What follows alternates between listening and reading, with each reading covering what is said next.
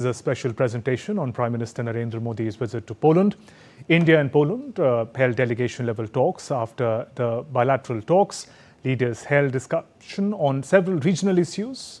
Present in the meet were Indian Prime Minister Narendra Modi, External Affairs Minister S. Jaishankar, National Security Advisor Ajit Doval, and the Polish delegation led by Prime Minister Donald Tusk.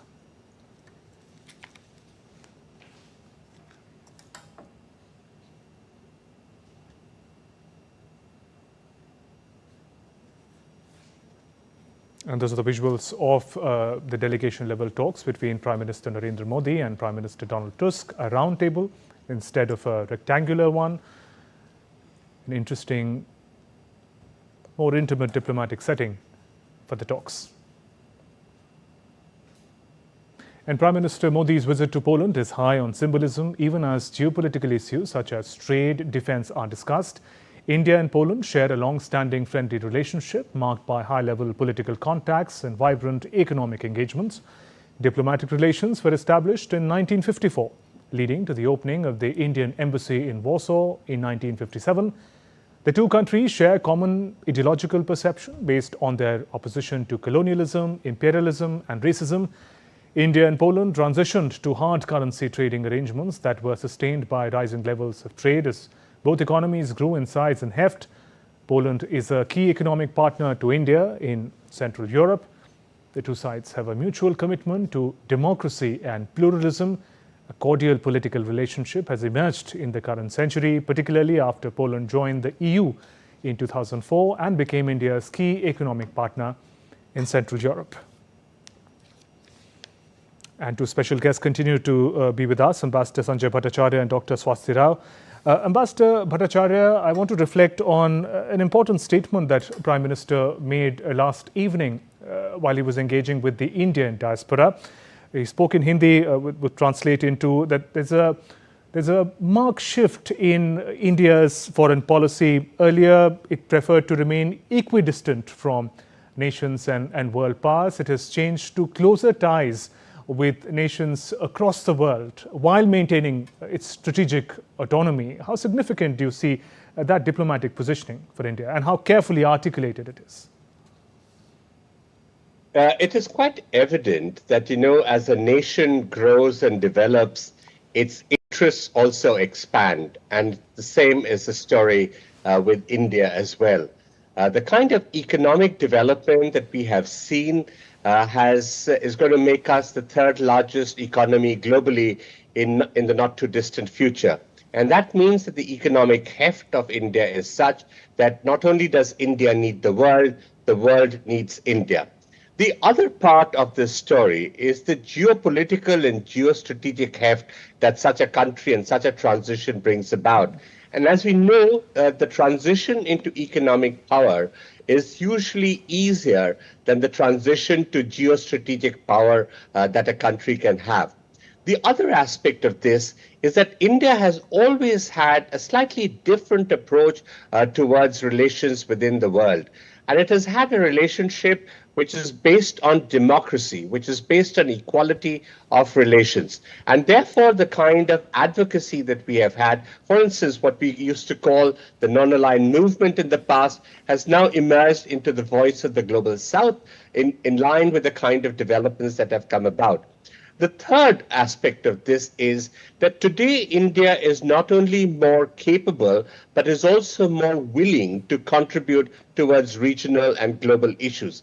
And so if you look at the complex of these three developments in which India has really been in the driver's seat in driving its own future, its destiny for the future, you do see these shifts come about in which we do believe that we were strong believers of multilateralism, but we have seen that multilateralism has not really lived up to its promise. And today it is far divorced from the realities of the present world. And therefore we have a situation of multipolarity. And of course, India is a very significant pole in that.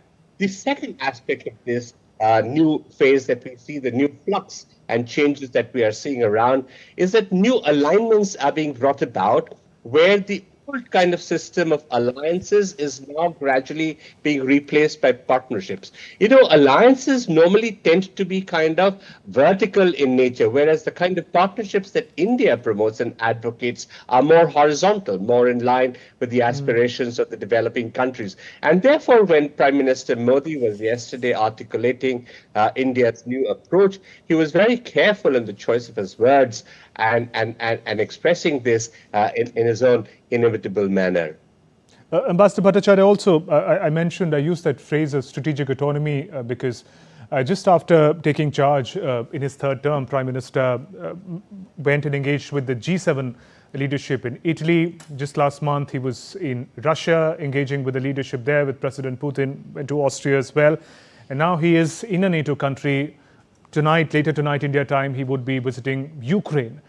So in that manner, engaging with all sides and fostering a sort of direct relationship has been a hallmark of Indian diplomacy, the example of which we are watching play out. So exactly, I think there is a temptation amongst many analysts to suggest that, India must follow either one side or the other. But what they don't realize is that the growing heft of India and the true nature of civilizational India is one in which India must follow itself. And India, when it follows itself and it has this very strong conviction in the values and principles of humanity, is not just for itself, but for that Vasudhaiva Kutumbakam, in which the world is one family, which is another thing that Prime Minister referred to. So we do see that there is a new paradigm that is going to emerge. It has not yet come about, but I'm so happy that India is one of the leading voices in that particular aspect.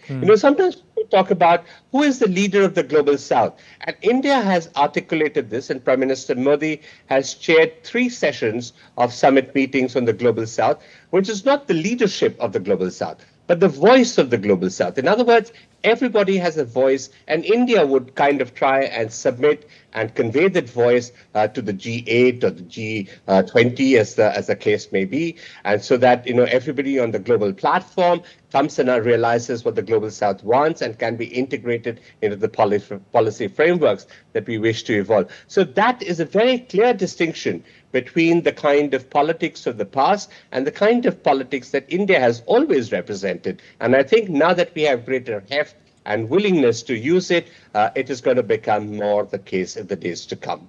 Right. Dr. Rao, your thoughts on the manner in which in this increasingly polarized world, whichever conflict we may pick, how difficult is it for a country to follow its own path, like for India, yet how important it is?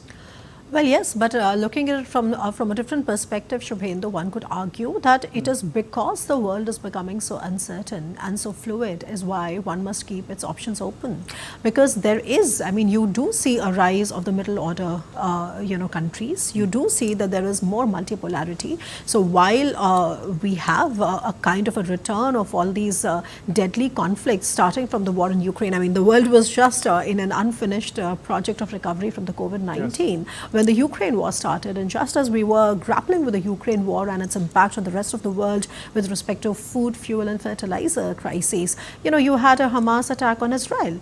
And just as you sort of grappling with that, the Red Sea problem started, and when we had to sort of reroute our maritime trade all the way through the Cape of Good Hope. And then now there is also tension in the Straits, and that is something which is very crucial because that is where most of the nerve centers of the global economic, trade goes through. So what I'm saying is that right now we need a voice that actually lessens this great power contestation, manages this great power contestation, and I think the middle order countries, countries such as India that have excellent ties with the West and also enduring ties with countries like Russia, are very ideally positioned. And also a couple of things I'd like to mention about this alliances versus the collaborative approach that India takes. You see, alliances by nature, alliances are a product of the Cold War era.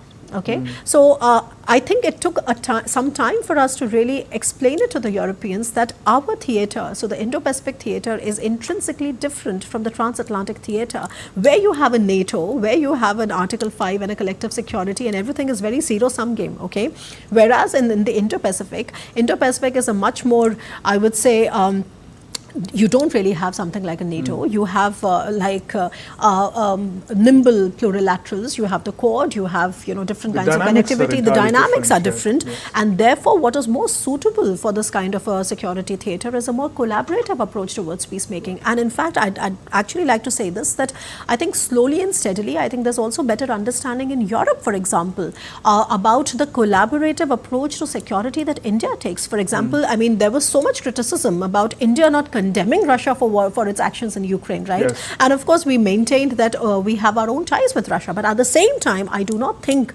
that enough attention was given on the fact that India was consistently part of all the 4 international collaborative summits for Ukraine, wherever there was discussion about collaborative security building. And my final point is that this is a very interesting moment because, yes, because of all the geopolitical uncertainty, there has been a lot of intersectionality, that you would see. And India is in this shining global intersectional moment. And especially talking about Europe, okay, because we're talking about so many things, I think this is also a very interesting time that the Prime Minister and his team is taking leadership to actually play a very crucial role in the stabilization of the European theatre, which is completely destabilized as a result of the war in Ukraine. So I think that is something which India is getting more and more mindful about, because like I said, that India is the perfect bridge between the two sides. Right. And we will see more of that. Ambassador Bhattacharya, at a time when the shadow of the Ukraine conflict looms large over the entire region, Prime Minister's visit, he's in Poland tonight, as you mentioned. Later tonight, he'll be taking a train from Poland to Kiev in Ukraine. Realistically, what role could India play in the developments that are dominating the region? Prime Minister has reiterated that this is not in need of war, even while engaging with the Indian diaspora. He reiterated its position. All eyes are on the manner in which India Prime Minister would articulate what's going on in the region and give their respective intervention. I think, India has taken a position which is very principled and based on value when it comes to conflict, particularly in the conflict that we see in the neighborhood of Poland today in Ukraine. And this has been a very consistent position right from the first day when we saw the outbreak of the conflict in 2022. And we have maintained this with both sides. It is also important to realize that this war was not necessary. And I think the expansion of the war was also not necessary. And I think India has often tried to bring it out to the protagonists on the two sides that you don't need to go this way. There are other ways in which you can resolve these differences between you. Of course, we understand it's a very, very complicated issue and will require a lot of effort. So diplomacy and dialogue is one way, but I think at the root of it, people have to realize that the modus of war, in order to achieve objectives, was something that was meant for the previous eras, for the previous generations. In our generation, if we are so highly evolved, we need to look at new, more constructive ways to deal with it. And that is, I think, what Prime Minister will try to say, not just to Poland, which is a principal NATO country today, which is heavily engaged in this conflict, but more so when he goes to Ukraine. I mean, you would have noticed how the reaction of the Ukraine president had been when Prime Minister had gone to Russia. And I know for sure that tomorrow, after the meeting that Prime Minister has with President Zelensky, Mr. Zelensky will have to revise that opinion, because that kind of reaction, which is based on an outburst, is not something that is sustainable, just as this war is not sustainable. Now, I would have really loved to see India take a more definitive role in peacemaking, in bringing about peace. But I don't know if the Ministry of External Affairs is currently yet in that position to offer a peace proposal. It also needs a very detailed consultation between the two sides before such a proposal comes about. But I think given the standing that India has, given the fact that India can consider herself to be a friend of all parties, however opposing they might be amongst themselves, that India has a certain credential that is looked up to. So India should, I think, assume this responsibility in the days to come, because despite the fact that conflict should not happen, this idea has not gone away for many of our societies in our neighborhood and beyond. But I'm still waiting for the day when we take. Absolutely. We're likely to hear from Prime Minister Narendra Modi and Prime Minister Donald Tusk. Those visuals coming in from Warsaw now. हमारे लिए बहुत सम्मान की बात है कि हम भारत के प्रधानमंत्री की मेज़बानी कर रही हैं। हमारे दोनों देशों के बीच कूटनीतिक संबंधों के 70वीं वर्षगांठ के अवसर और वे पिछले भारतीय प्रधानमंत्री की यात्रा पोलैंड में 45 वर्ष पहले हुई थी 1979 में। तो ये इस बात का प्रमाण है कि ये यात्रा जो है बहुत ही महत्वपूर्ण है। प्रधानमंत्री जी बहुत बहुत धन्यवाद आपकी वॉर्सो में उपस्थिति के लिए और निस्संदेह ये इस बात का प्रमाण है कि हमारे दोनों देश के बीच संबंध बेहतर होते जा रहे हैं। ये पूरे क्षेत्र के लिए बहुत महत्वपूर्ण है और ये अतिशयोक्ति नहीं होगी अगर मैं पूरे विश्व को ये कहूँ कि ये जो बेहतर संबंध हैं पोलैंड और भारत के बीच ये हमारे लिए बहुत ही महत्वपूर्ण है कि हम अपने जो पारंपरिक अच्छे संबंध हैं पोलैंड और भारत के बीच इनको मैं रेखांकित करूं। हमारे देशों के बीच में कोई विवाद नहीं है, कोई संघर्ष नहीं है। हम एक दूसरे को अच्छी तरह से समझते हैं भौगोलिक दूरी के बावजूद और अलग अलग परंपराओं और इतिहास के बावजूद हम एक दूसरे को अच्छी तरह से समझते हैं। और लेकिन इतिहास जो है जैसे कि प्रधानमंत्री ने रेखांकित किया, इतिहास ने हमारे दोनों देशों को सिखाया कि हम सिद्धांतों का आदर करें, कि हम सीमाओं का आदर करें, क्षेत्रीय अखंडता का आदर करें, संप्रभुता का आदर करें, सभी राज्यों का कानून के शासन का आदर करें। पूरा विश्व जो है भारत की प्रशंसा करता है क्योंकि भारत एक उसका शासन जो है बहुत ही लोकतांत्रिक है। ये बहुत उस विश्व के उस क्षेत्र में हम ये ज़्यादा नहीं देखते हैं, ये हमें स्थिति नहीं मिलती है। एक बार फिर प्रधानमंत्री जी मैं आपको बधाई देना चाहूँगा आपकी चुनावी जीत के लिए। ये बहुत ही संतोषजनक है और मैं भी जानता हूँ कि आपके देश में आपके लोगों की इच्छा के अनुसार शासन को चुना जाता है। और प्रधानमंत्री जी तो हम भी बहुत संतुष्ट हैं। आज हमने निर्णय लिया कि हम अपने संबंधों को सामरिक साझेदारी के स्तर पर ले जाएंगे। ये सिर्फ एक परिभाषा नहीं है, सिर्फ ये शब्द नहीं है, इसके पीछे जो है वो हमारा संकल्प है एक दूसरे के साथ सहयोग करना विभिन्न क्षेत्रों में। हमने एक स्पष्टीकरण के साथ शुरू किया कुछ ऐसे मुद्दों पर जो काफ़ी भावुक मुद्दे हैं पूरे विश्व में और प्रधानमंत्री मोदी जी ने अपनी तत्परता की पुष्टि की कि वे व्यक्तिगत तौर पर शांतिपूर्ण, न्यायपूर्ण और त्वरित इस युद्ध की समाप्ति के लिए वे तैयार हैं। हमें हमारा मानना है कि भारत एक बहुत ही महत्वपूर्ण और सकारात्मक भूमिका निभा सकता है। तो ये घोषणा जो है बहुत ही महत्वपूर्ण है हमारे लिए। प्रधानमंत्री जी 10 घंटों में आप यूक्रेन की यात्रा करेंगे। हमें यकीन है कि ये आपकी जो यूक्रेन यात्रा भी बहुत ऐतिहासिक होगी। और जहाँ तक भारत और पोलैंड के बीच आदान प्रदानों का सवाल है, हमने कई विषयों पर चर्चा करी। हम अपने सहयोग को मजबूत करना चाहते हैं। रक्षा उद्योग के क्षेत्र में हमारी कई साझी संभावनाएं हैं तालमेल के लिए।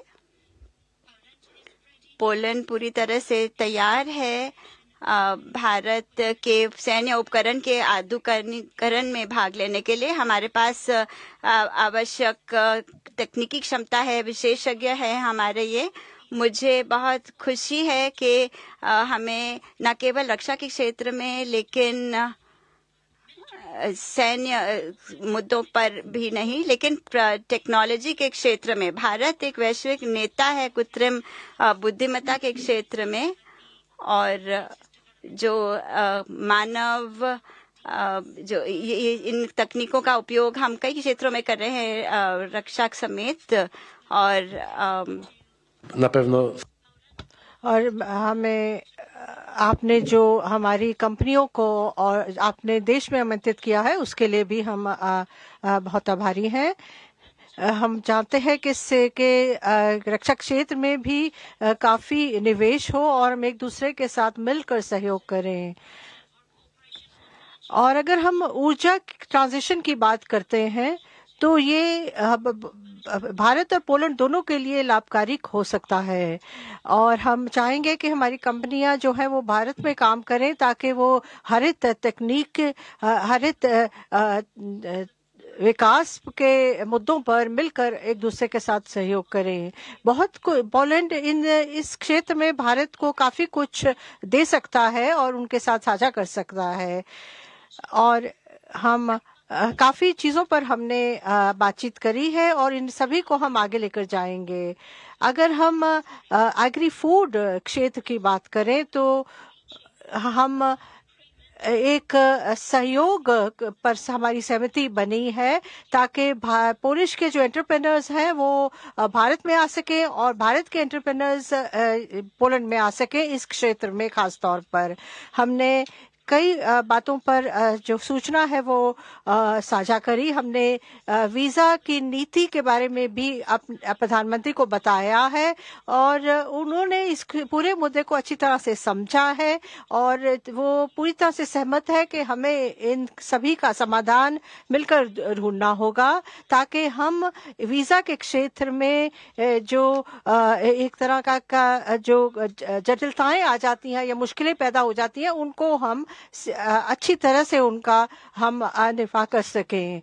हम भारतीय जो नागरिक हैं उनका हमेशा से ही पोलैंड में स्वागत करते रहे हैं और करते रहेंगे और उनसे हमें बहुत ज्यादा लगाव है, लेकिन हम वीजा की प्रणाली को बेहतर करना चाह रहे हैं।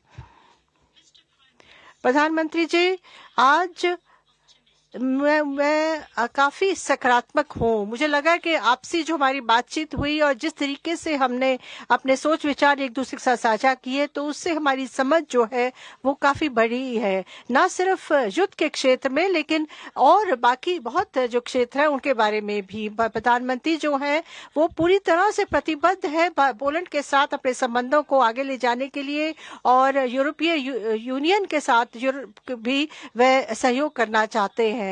मुझे पूरा विश्वास है कि आप प्रधानमंत्री जी एक बहुत अहम भूमिका निभा सकते हैं और हम आशा करते हैं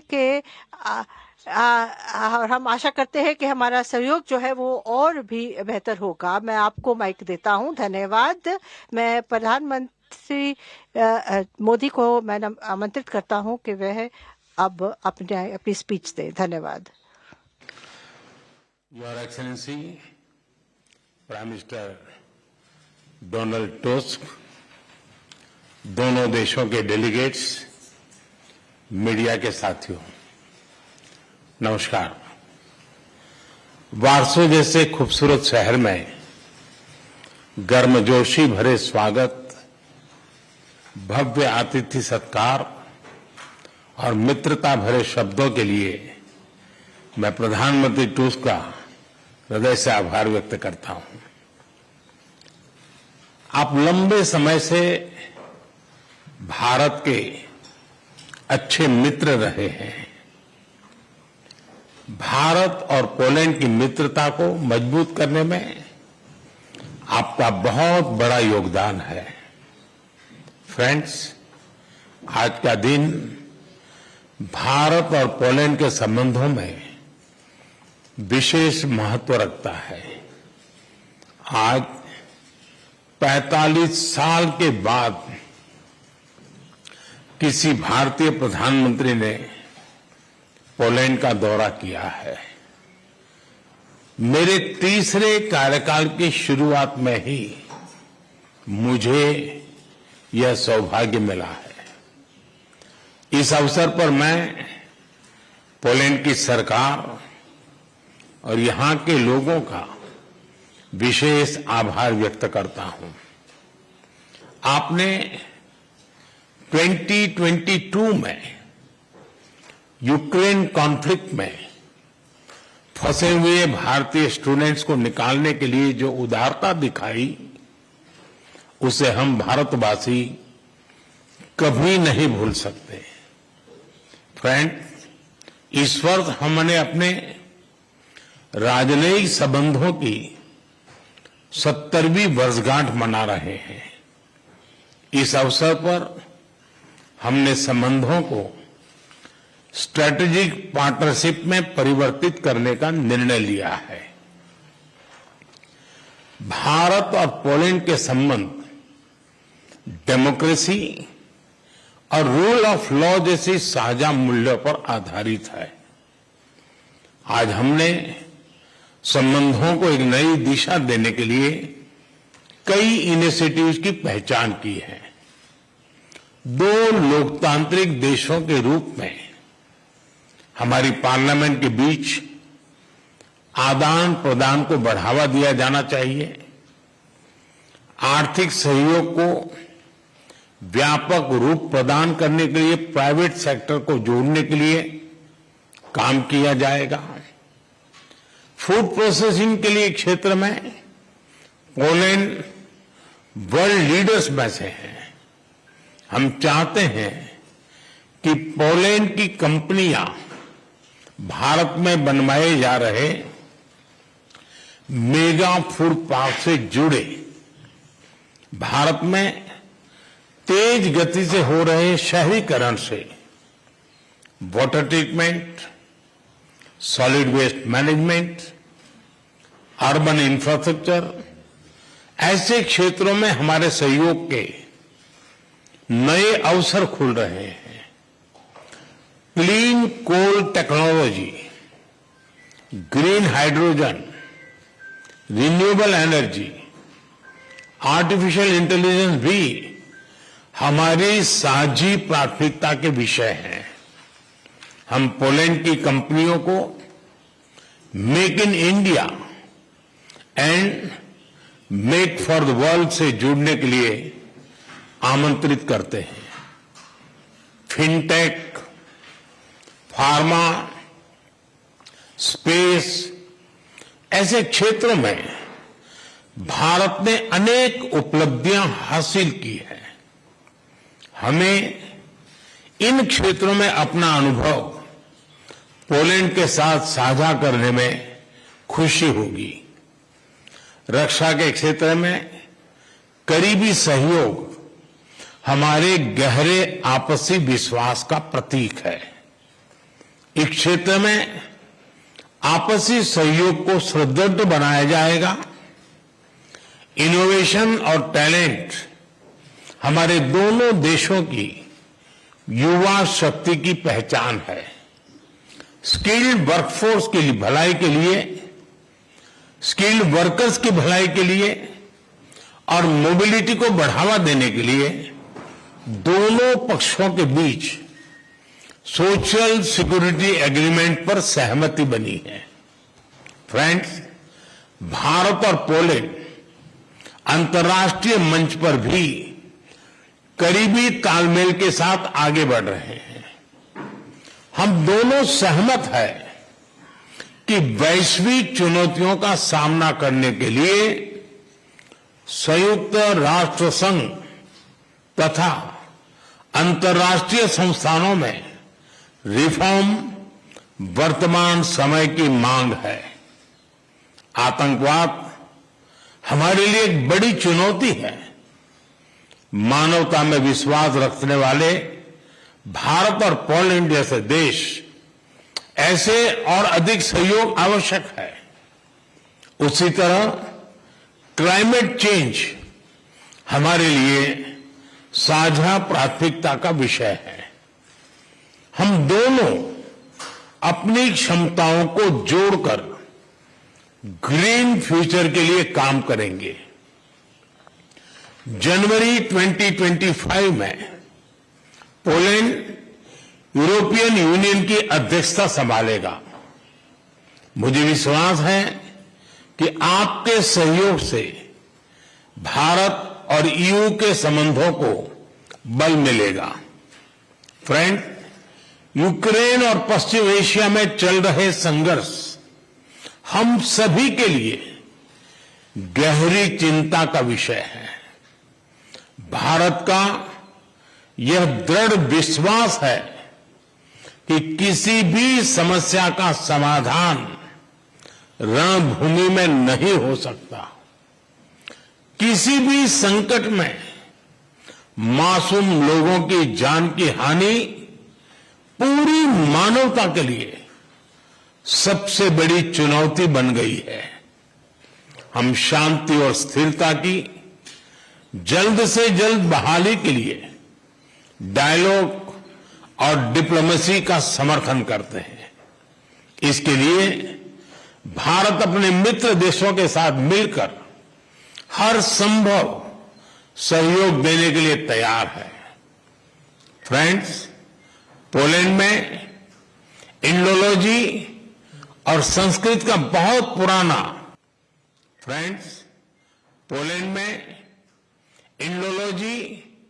और संस्कृत का बहुत पुराना और समृद्ध ट्रेडिशन रहा है। भारतीय सभ्यता और भाषाओं में गहरी रुचि से हमारे संबंधों की मजबूत नींव रखी गई है। हमारे गहरे पीपल टू पीपल टाइज का एक प्रत्यक्ष और जीवंत उदाहरण कल मैंने देखा। इंडियन पोल्स के दोबरे महाराजा और कोल्हापुर के महाराज की याद में बनाए गए मॉन्यूमेंट्स पर मुझे श्रद्धांजलि देने का सौभाग्य मिला। मुझे खुशी है कि आज भी पोलैंड के लोग उनके परोपकार और उदारता का सम्मान करते हैं। उनकी स्मृति को अमर करने के लिए हम भारत और पोलैंड के बीच Jam Saheb of Nawanagar youth exchange programme शुरू करने जा रहे हैं।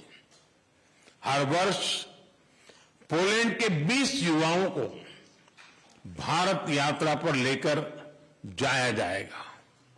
फ्रेंड्स, मैं एक बार फिर प्रधानमंत्री टुस्क और उनकी मित्रता के लिए हृदय से आभार प्रकट करता हूं और हमारे संबंधों को नए स्तर पर ले जाने के लिए अपनी प्रतिबद्धता दोहराता हूं।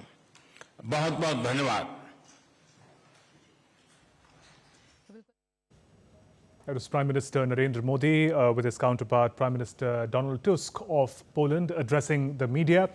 Prime Minister in his address spoke about the key areas of convergence. Most importantly, he mentioned that the 70 years of diplomatic ties, the two countries have decided to elevate the partnership to the strategic level. That came in from Prime Minister's address. Prime Minister also spoke about the areas where the two countries can work together closely in agri, in food processing, defense, urban infrastructure, in the domain of clean energy. Prime Minister underlined various areas where the two countries could collaborate. Fintech, pharma and space, some of the strengths of India, Prime Minister said, were available for Poland to learn and benefit from. Close cooperation from defense, innovation and talent, mobility of skilled workforce is something Prime Minister emphasized upon.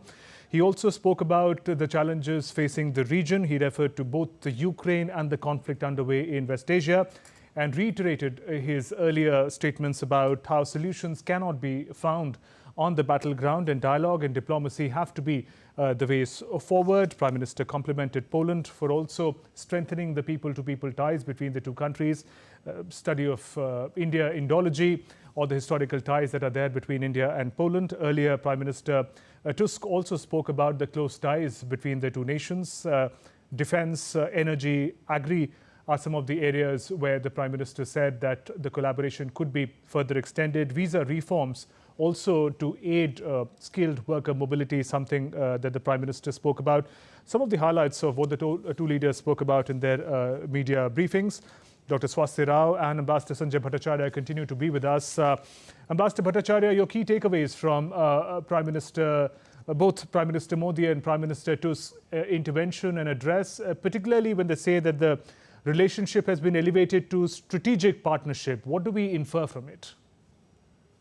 So I think the most satisfying part of the outcomes that was elaborated by both the prime ministers outlines the great convergence between the two sides. It's an example of how solid and how diversified our relations are, and the fact that both sides have now agreed to take it up to the strategic level. When we do have strategic ties with a particular partner, it adds a new momentum to the kind of relations that we wish to take forward. And this is something that I would love to see going forward in the India-Poland context. Both the prime ministers outlined the key areas, and many of them are traditional areas. They pertain to politics and security, economy and technology, and the people-to-people contacts have all been emphasized. And it's really wonderful to see how both of them basically spoke the same language when they referred to the very warm feeling between the two of them. A very, very satisfying visit, I'm sure, for both the prime ministers and their delegations. Congratulations on the great achievements. Right. Dr. Rao, your thoughts. First, of course, the great degree of comfort with which the two leaders were addressing one another, the sort of example of warmth. But host of areas in which partnership is going to be boosted. We've been talking about defense, and both leaders emphasize how the two countries could be very close partners. Absolutely. So the first set of congratulations should go to all the relentless efforts on both sides to finally declare a strategic partnership between India and Poland. I think I would just again reiterate that it probably took somebody like Prime Minister Modi for a low-hanging fruit such as Poland, that really loves India and has the excellent ties right from the past and even going back to the World War times to actually identify the kind of potential it holds and then to take it to the next level. So we have a defense wing, a brigadier rank officer. We have a strategic partnership now. We have both these leaders talking in, I would say, a lot of common, terminology and common objectives, you can identify. So this is absolutely great. I think this is absolutely beyond my expectations in many ways because we just heard that right from traditional sectors to new sectors, you have they have checked all boxes, and the warmth, the way in which this entire roundtable was conducted was also something which can perhaps be a template for countries with whom India have a special, so to say, place in in her heart. But coming back to defense, we were mentioning earlier, Shubhendu, that defense is going to be the mainstay of the relationship because we are no strangers to each other, and like I said, that there has been a period of lull. There's another very famous Polish strategic expert, and he's very good on India, who calls it this period of transition. So the period of transition between 1989, 1990 to 2023, where both the countries were on their own respective pathways. But what you see happening from 2023 with the new opening up of a new defense wing, you see that a new kind of an enthusiasm is very palpable. Like I said, that right from the modernization of our defense Soviet-era equipment, which is the modernization of the T-72 tanks, which is which should be a part of it because it's a win-win situation, to the WB Electronics making more investments in India. And why just investment in India? I mean, India's defense sector, if you see that under Rajnath ji, I mean, our defense industry is actually making new strides in defense exports. And we are now seeing that the Western countries are emerging as a major destination for our defense exports. Only yesterday, and Prime Minister invites Poland to be a part of Make in India program. Absolutely, and Make in India. And then we have two defense industrial corridors, which are announced very recently, one in Uttar Pradesh and the other in Tamil Nadu, where at least in the case of Uttar Pradesh, I have studied that they have a target of about 25,000 crore worth of investment, and this is just an ideal time for inviting WB Electronics because drone is the flavor of the season at least, and WB Electronics is having this edge especially in the drone technology. So to come and join hands, because this is, what more do you need? I mean, the stage is absolutely set. Absolutely, host of areas of convergence between the two countries. Ambassador Bhattacharya, if we talk about the Indian diaspora, we understand that it's a diverse congregation of skilled, semi-skilled people. A lot of takeaways for them as well. Prime Minister Narendra Modi speaking about the social security agreement between the two countries as far as the mobility of skilled work. The mobility itself is an important agenda in focus, and visa reforms that Prime Minister Tusk talks about. So good cheer for people looking for opportunities outside of India, looking to work in Poland and vice versa. Exactly. You know, India is a very young, has a young demography. And also at the same time, our youth is hugely empowered in terms of the professional qualifications that it has acquired, as well as in the kind of special skills for the future of jobs that are about to emerge. And so for a major partner in the European Union, that is Poland, to have this kind of arrangement is particularly welcome for that youth community and for the integration that is going to happen as a result of that. What is also very important to recognize is that the world has become much closer in many ways with the global supply chains and global value chains becoming much closer, and therefore the movement of persons, of natural persons, as they would say, through mobility agreements is extremely critical. India also has a large number of Indian students who study in Poland. It's not as large as it used to be in Ukraine, but it's a fairly significant number, I'm told between 4,000 and 5,000. But what Prime Minister also said is that he would like to give a fillip to the movements of Polish youth to India, which can now start a new trend so that one can understand each other. These people-to-people exchanges are often the bedrock of the growing relationships, particularly future-oriented relationships. There was mention, as you know, of some of the advanced technology areas other than defense, particularly in areas of IT and AI and green technologies, and how they wish to collaborate on the green economy. And this particular movement is very, very important for inculcating a cadre of people who will be able to take this forward. Right, Ambassador, also talking about the manner in which Prime Minister focused on Ukraine and West Asia, the region's main challenges, the conflicts, and he again reiterates that the solutions cannot be found on the battlefield, and that India and friends of India together are going to do all that is possible to work towards peace. It's a big statement coming in. What could that imply? I think it is again a reiteration that we need to find solutions that firstly engage both parties that are the principal protagonists in this conflict. The second thing that comes out clearly is that this is not the time for conflict, but really for diplomacy and dialogue. And I think this is the message that Prime Minister will take with him when he travels to Kyiv as well, because they are one of the protagonists in this conflict. And it needs to be very strongly underlined that we need to find other solutions.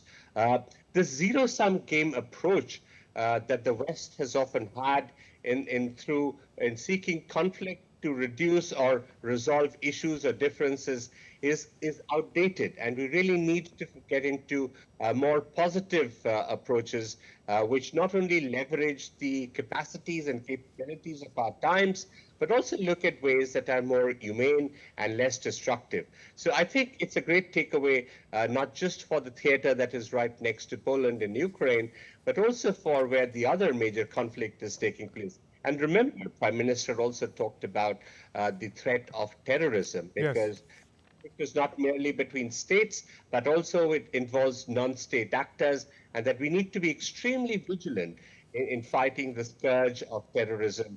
And he underlined that point very, very forcefully in his remarks. So conflict is really a no-no.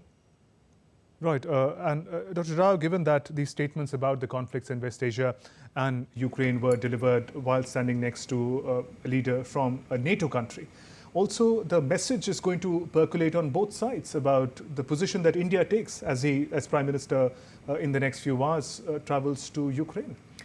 Well, yes, as far as India's position in the conflict and the war is concerned, I think it's been reiterated again and again by myself, by just Ambassador Bhattacharya, and by a whole host of Indian diplomats and, strategic scholars, etc., that India's concept is very clear, that this is not an era for war and India stands on the path of peace.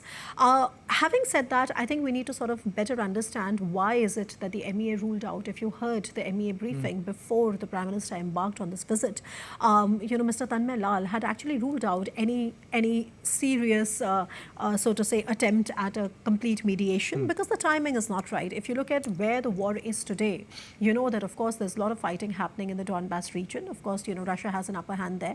But then Ukraine has also launched a Kursk, invasion, which is in towards the north of Ukraine. So right now, you don't really have a situation where a ceasefire would work or any party is going to agree, especially Russia, because agreeing to a ceasefire right now would mean that they're okay with Ukrainians inside Russian territory. So I think right now the timing is not correct.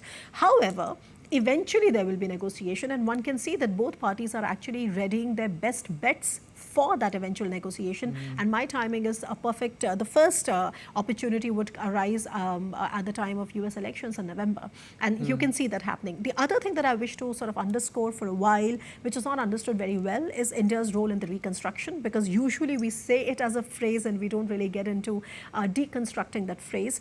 There are ways in which India has been this development partner, to so many countries. There is a line of credit system, and India has so many of them. India has a line of credit with Russia as well, by the way. And then India also has triangular cooperation, where you join hands with another, say, most of the times it's Western power to conclude developmental agendas in developing countries or whatever.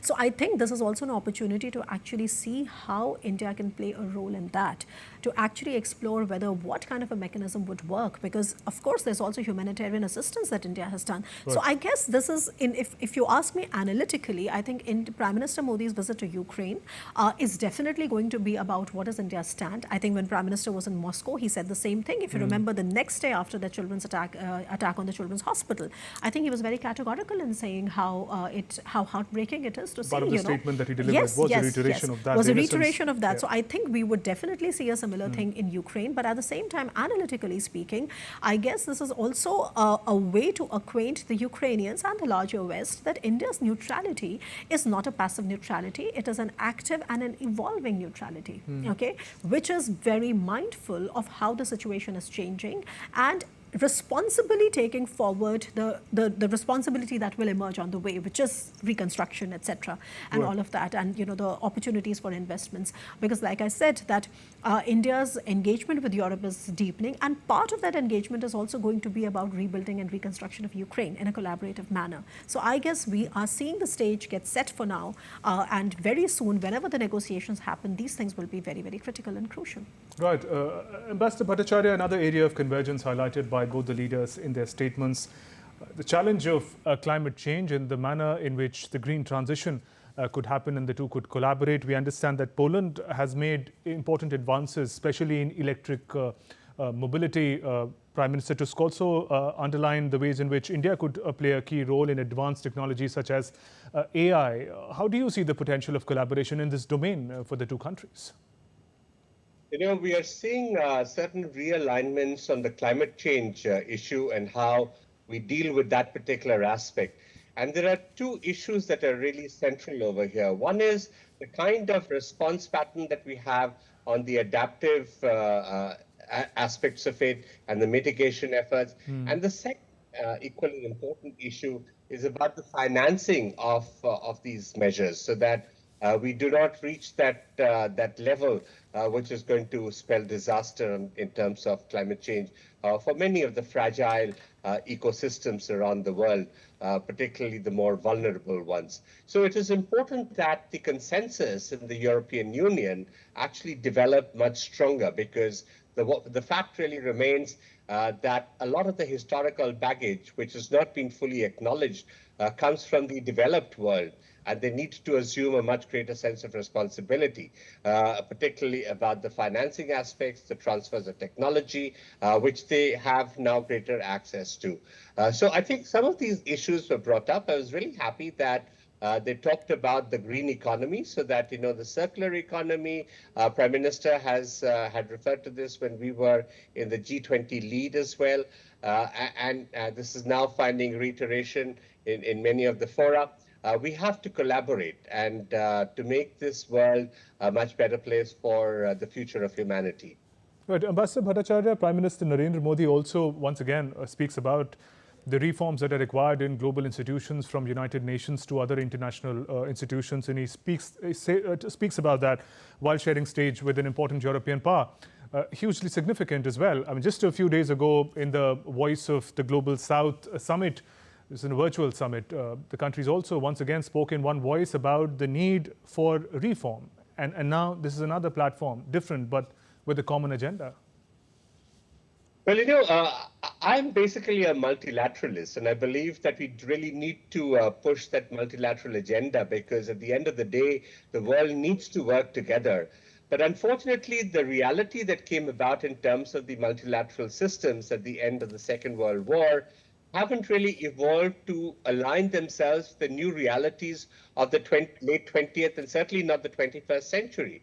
And therefore, what has happened is that the multilateral system has become, in a sense, somewhat inert in its action, and the inability to deliver is rather stark.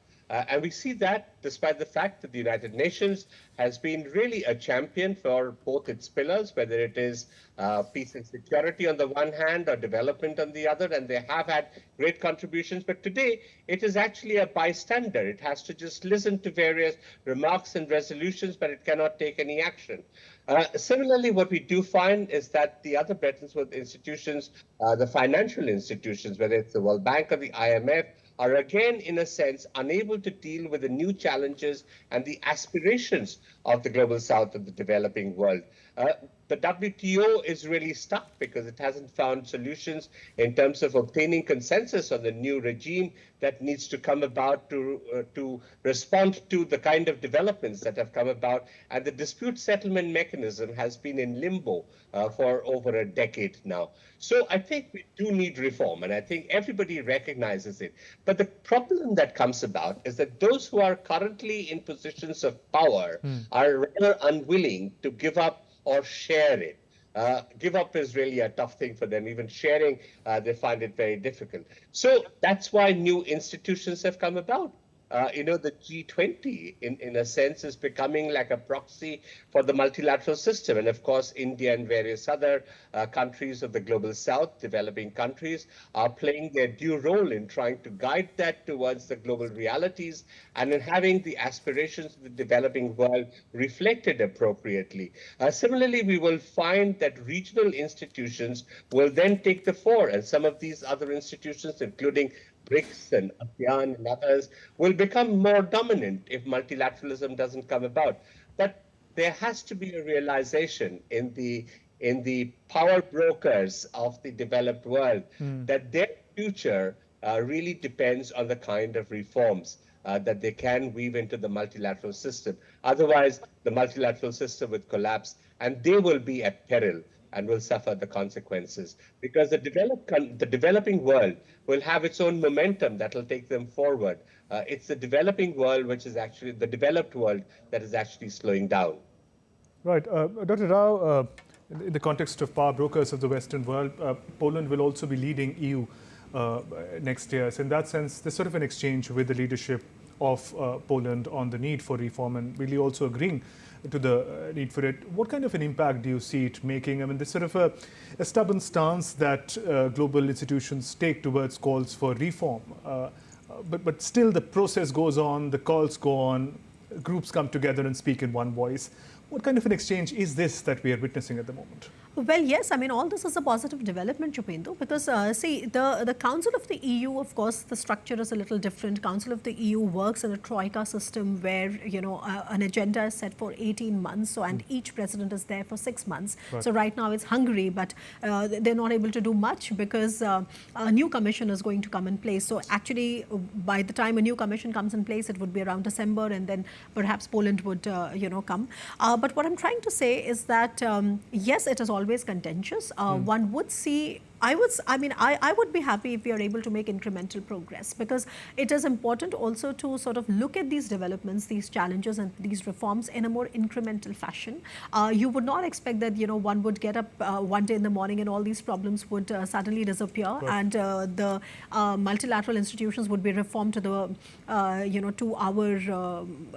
to our preference. So that day would not come so easily, and that is not the point. The point is to actually keep the engagement on, keep the struggle on, and actually look at it in an incremental fashion. So because of India's leadership, and that is why when I say, voice of the global south, so, that is something which is very egalitarian. So India is not trying to just assume a leadership, but also represent the global south and the causes of these problems at all these multilateral institutions, which eventually are all about reforming them. So I would be hopeful. When it comes to the EU, also remember that India, right now with the European ecosystem, we have at least two free trade agreement negotiations for them going on. One with the UK, which in my opinion should happen soon. The other one, and a very ambitious one, with the EU itself, where we have a free trade agreement in trade and services, which is under negotiation. We have a separate agreement on investments and a separate agreement on geographical indicators.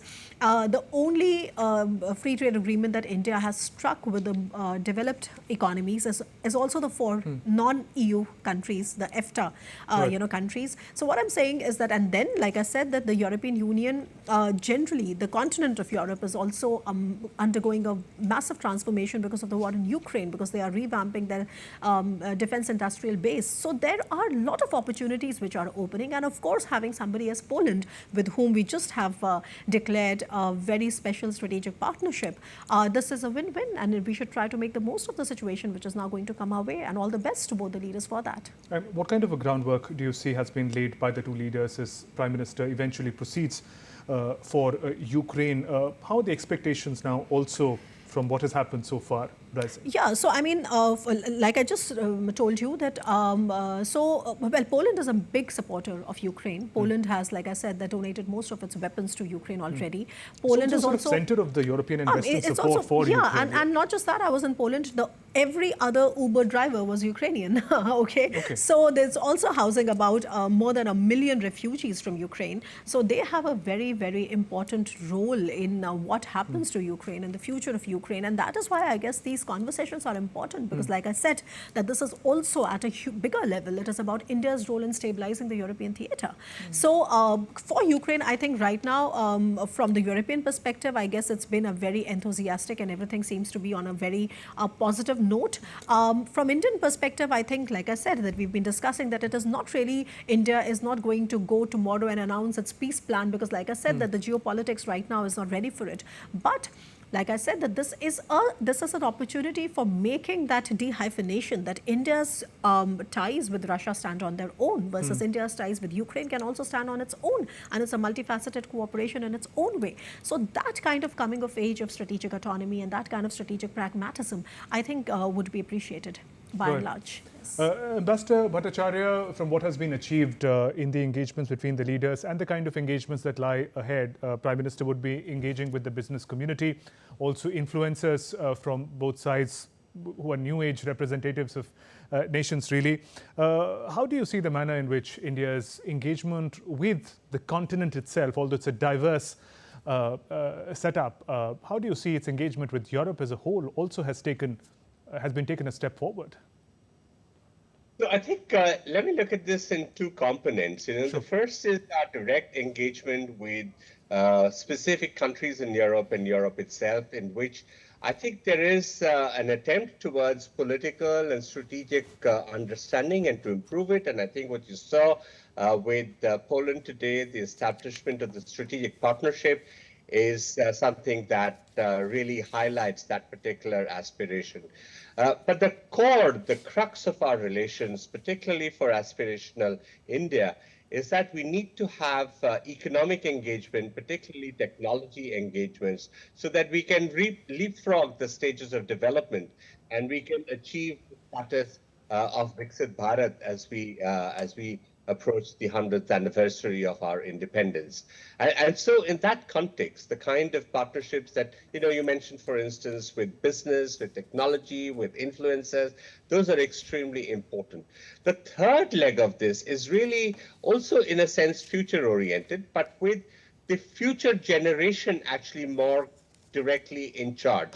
And so when you see the youth engagement, which is really becoming more a focal point in our relations with many of the countries in the developed world, in Europe definitely, the kind of migration mobility partnership agreements that we have negotiated with many countries in Europe are really focused so that our youth can have that exchange with the youth of other countries, which have an advantage in terms of technology or in terms of communications, so that we can have the shared future Yes. between us. So that, I think, is the very clear direction, and I can see this, the manner in which they are going ahead with this is an example of that. Right, and let's just quickly take a look at some of the important bites that came in from that media briefing at the joint press meet with Polish counterpart, Prime Minister Tusk.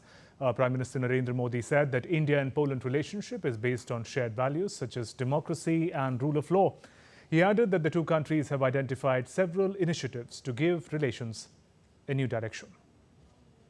आज हमने संबंधों को एक नई दिशा देने के लिए कई इनिशिएटिव्स की पहचान की है। दो लोकतांत्रिक देशों के रूप में हमारी पार्लियामेंट के बीच आदान प्रदान को बढ़ावा दिया जाना चाहिए। आर्थिक सहयोग को व्यापक रूप प्रदान करने के लिए प्राइवेट सेक्टर को जोड़ने के लिए काम किया जाएगा।